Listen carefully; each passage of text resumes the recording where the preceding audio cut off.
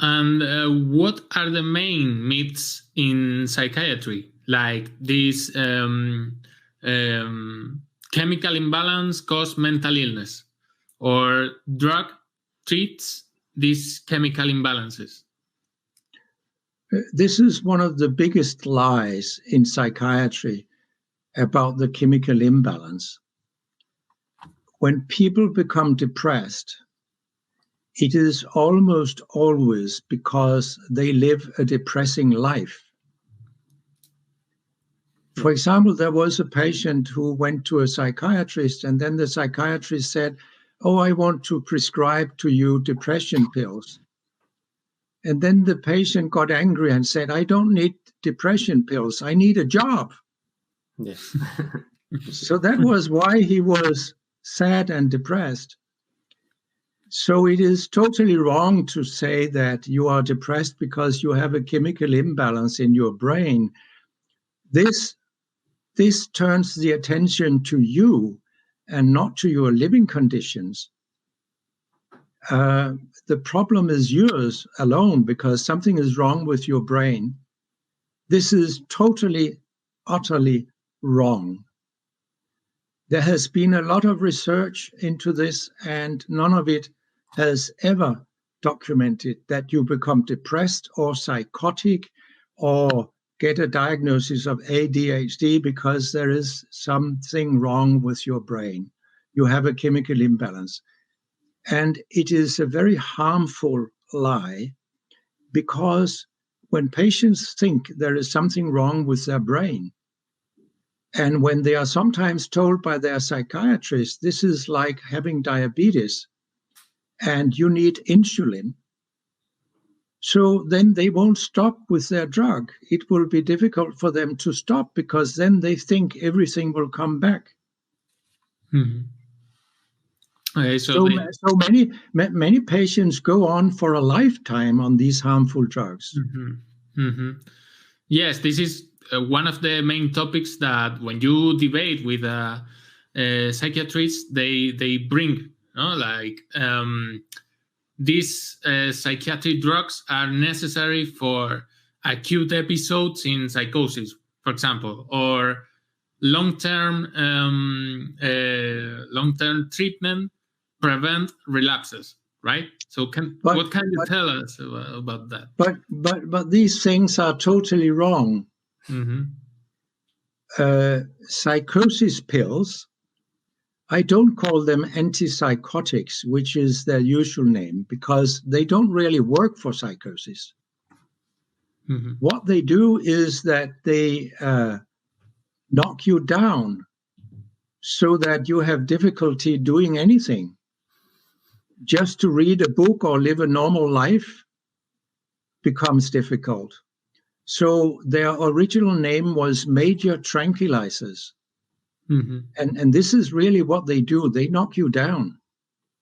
And they don't have any specific effect on psychosis. They work in the same way on you if you take them, or on animals. And they make it more difficult for people to ever come back to a normal life. So I know several psychiatrists who never use psychosis pills. They use psychotherapy, and psychotherapy has been shown to be effective in psychosis. And above all, what is most important if people have a psychosis is to use a lot of time to find out not the standard question, what is wrong with you, but what happened to you? This is the question.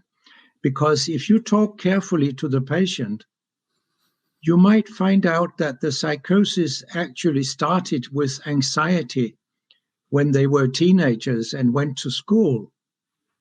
And this anxiety then developed more and more. And if you cannot cope with strong anxiety, you might end up becoming psychotic. And above all, it has been shown that people who become psychotic, they have very often been subjected to severe trauma. For example, rape or other physical abuse in the home or elsewhere.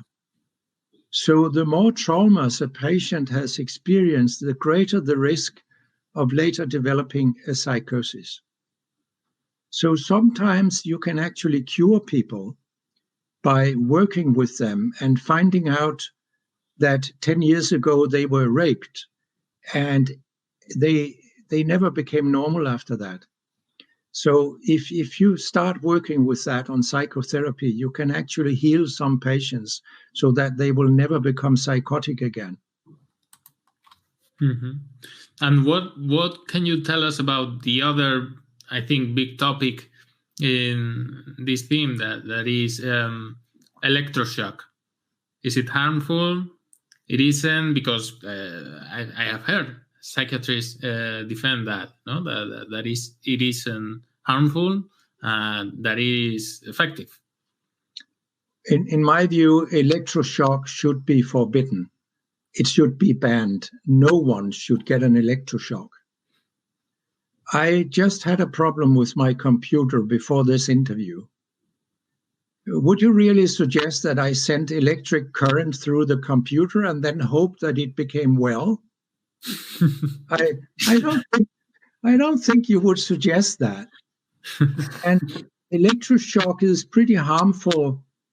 Quite many patients get their memories permanently disturbed, and some people die.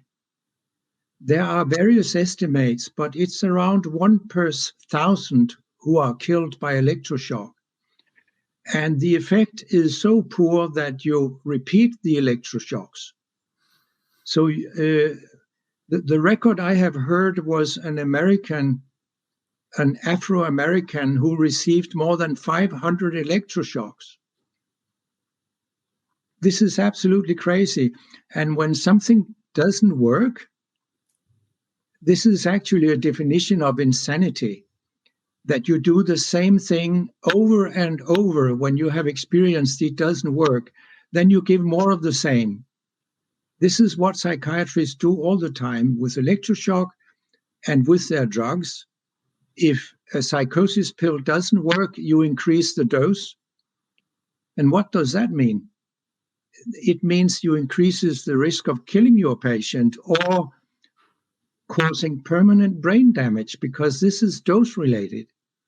But it doesn't increase the chance of an effect. This has been shown in several studies. So all over psychiatry, people are doing the wrong things. And there is a lot of good research about electroshock, but the psychiatrists deny this completely. And they continue to say that electroshock can be life-saving. I have often asked psychiatrists, where can I see the documentation that electroshock has been life-saving? They don't have any. And once I was asked at a meeting what my opinion was of a woman who was deeply depressed, and then she got an electroshock, and then she suddenly asked for a cup of coffee. Well, I responded that I once received a man when I was on acute duty at the hospital. I could not contact him, so I needed to rule out meningitis because this is very dangerous.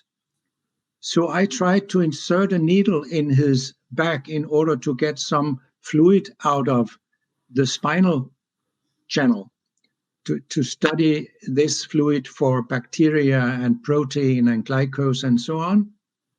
And I couldn't get in really. So I tried the needle several times and the man was totally unconscious. And then suddenly he shouted, Stop hurting me with this damned needle. So then I realized he did not have meningitis, really. So did I cure him with my needle? No, I didn't. But it's an anecdote that is similar to the woman who asked for a cup of coffee. You don't practice medicine based on anecdotes. You practice medicine based on science. But this is not what the psychiatrists do. They ignore the most reliable science they have. So with all of these controversies, or maybe I have to say lies, where does it all come from? And what is the role of drug industry in psychiatry? Well, you will be surprised. There is a huge amount of money involved with cancer treatment. Newer cancer treatments, they sometimes cost millions for just one patient. The same in cardiology. Many procedures in cardiology are highly expensive. Many drugs are very expensive. So these doctors receive a lot of money from the drug industry because they buy them. They buy their opinions. They buy their loyalty. Now, you will be surprised to hear that no specialty receives more money than psychiatry. It is really incredible. And why? Why do you think it is this way? Of course, money rules the world, not only in America, but also in the rest of the world. And with money, you can obtain almost anything you want. And which are the worst practices you have seen or known in the psychiatric drug industry? And why do we use drugs for treating people if they don't cure? They only attenuate the symptoms. Well, the whole specialty is totally rotten. So there is no chance of reforming psychiatry. You can't do that because the people who are at the top in psychiatry, they see it to their own advantage to let it be as it is. And if you're a junior psychiatry in training and you don't repeat all the lies and wrong ideas that your seniors have, you won't have a good career in front of you. So they get indoctrinated.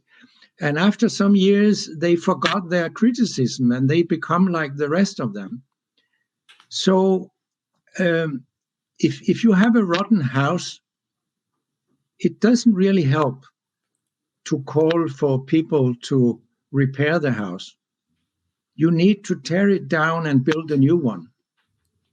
This is where we are with psychiatry. The whole specialty is so totally rotten that it should be stopped.